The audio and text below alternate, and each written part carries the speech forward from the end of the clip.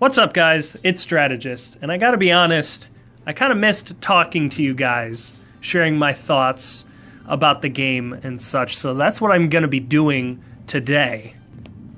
For the most part, the gameplay is gonna be revolving around some highlights I thought were particularly interesting, and a little bit of a continuation from one of my previous videos, which I got an Ideal IV Soth 4-star, and I ended up promoting him to 5-star.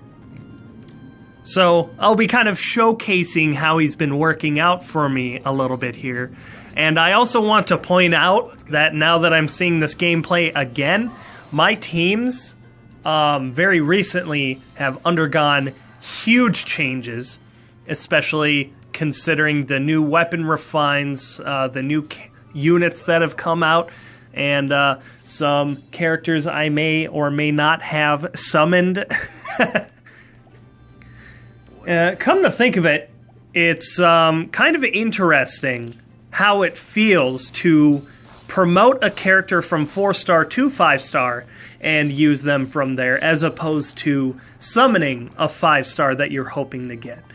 It's kind of a unique experience because of the fact that you essentially get to pick and choose which 5-star you want, albeit out of the 4-star pool, and the fact you have to pull them in the first place and, have them, be decent enough IVs that you'd want to use them as a 5-star in the first place.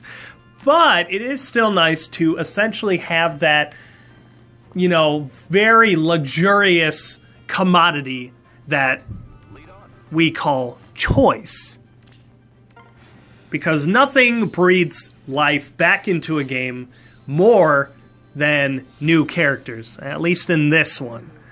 The primary topic that I want to talk about as far as Fire Emblem Heroes is concerned is stagnation.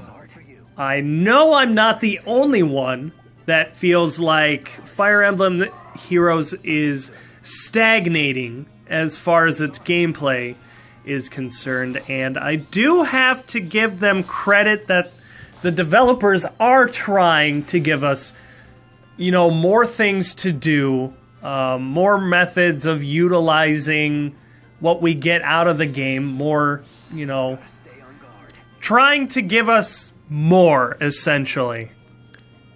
New game modes, more events, events more often, tap battle, more tap battle maps, having tap battle go on for longer.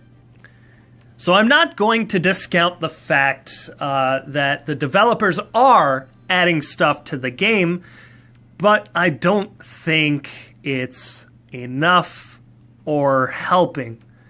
And I've definitely been doing my part to make the game interesting as well. And I think I find the majority of the fun that I have out of Fire Emblem Heroes, for the most part, recently is from team building. Taking my many different 5-star characters that I have available to me, building the character and then putting them on teams with other characters. And I've been experimenting a lot with theme teams a lot lately, like putting Robin and Tharja on the same team, and it's just them, like 2 Tharjas, 2 Robins, like Grima, regular Robin, regular Tharja, Winter Tharja, stuff like that, to have a kind of a theme behind it. I've got the Grail Mercenaries. I've got a lot of teams in mind, a lot, like any given quest that they could hand out, like, hey, use a sword character, use a lance character, use a blue type character, use a colorless. I will literally shift through every single team I have available to me, all of the 10, and I will do each quest with a unique team. And that's how I've been getting a lot of joy out of the game lately. So even though IS has been implementing more modes, more events, and having them happen more often, I think we still end up falling into the pitfall, maybe even faster than if they would have done that in the first place, which is the creeping stagnation of, playing the same thing over and over again. Especially the game modes and events where you end up like, okay, play this.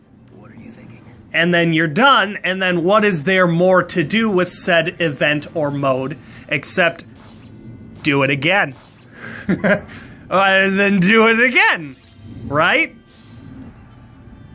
I think my biggest pet peeve with Fire Emblem Heroes is when they take something, right, and then maybe they call it a new game mode, and it's basically the exact same thing, except, oh, why don't you do a series of maps instead? So, like, what if they decided they wanted to take Grand Hero battles, right?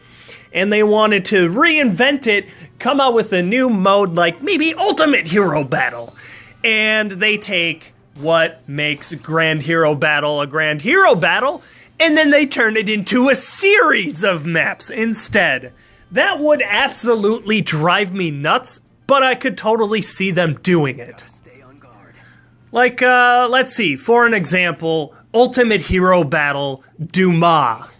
So when you go into this one, you have to fight on the first map and have all of your characters survive, and then you end up chaining into the second map, where you have to have all of your characters survive, and then once you beat that one, you get put in the third map, which you face off Lord Dumas and a bunch of other random units as well, and then you beat him, and then you recruit Dumas.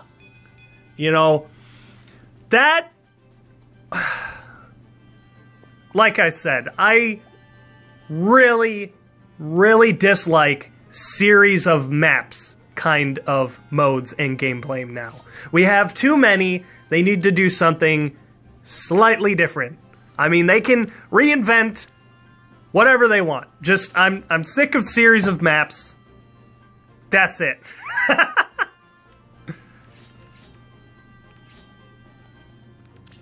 Though, come to think of it, if they did implement such a thing, I would still probably play it. I would still go for the rewards and such.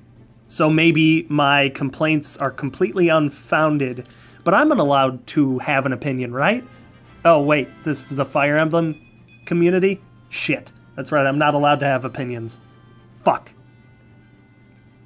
Oh, I almost forgot to mention Soth again. So, yes, I did sacrifice an Era to Soth to give him Swift Sparrow, and that's to slightly preserve his bulk, but keep that extra offensive potential, just so that way he can survive a couple more of the distant counter units that exist. That's why I did that, and Era is also minus speed, so she was a bench warmer.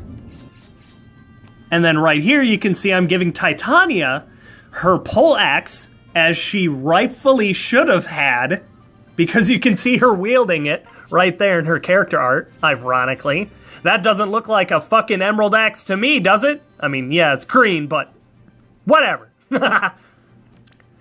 Reason I gave her that is because I actually did get bamboozled by Brave Lynn and Reinhardt combo in one of my arena battles back when I recorded that footage.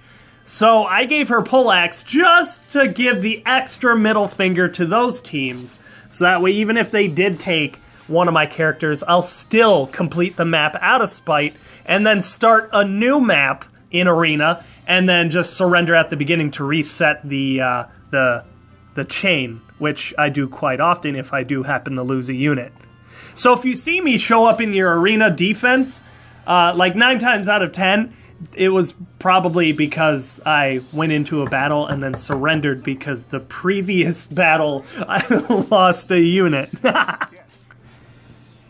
If you have any other questions about how I used my resources in these clips here, just join the Discord, a link in the description. Just ask me, like, hey, why did you spend your feathers to merge Titania? She's such a crap unit. Well, you know what? I'll tell you why I'm merging her. If you ask, of course. But anyway, getting back on the topic I was talking about, Out of everything I've talked about so far, everything getting, stagnant, it feels like you're just doing the same thing over and over again. It feels really repetitive. I think it all kind of boils down to money, right? This game is supposed to make money. Developers can't just, make the game better for free. They gotta eat, right?